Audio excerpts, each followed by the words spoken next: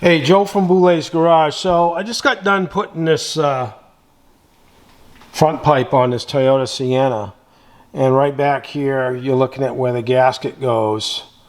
I'm just throwing this quick video out just to save you a little bit of a headache. If you're a professional or not a professional, whatever. These donut gaskets that they give you with the aftermarket pipes, take those and throw them in the trash or return them to them. This is an OEM gasket right from Toyota. See how nice and smooth that is? Get the spring bolts and the springs right from Toyota. Don't even mess around with it. If you look at this, see how the mesh they use, it's not really focusing, I'm sorry, but it's just not a smooth surface. It does not seal. Anyway, certain things you want to go OEM with, exhaust gaskets, and the same thing goes with Honda. Just get the gaskets, especially where, you know, there's kind of a flex seal there, right from the dealer. Anyway, till next time.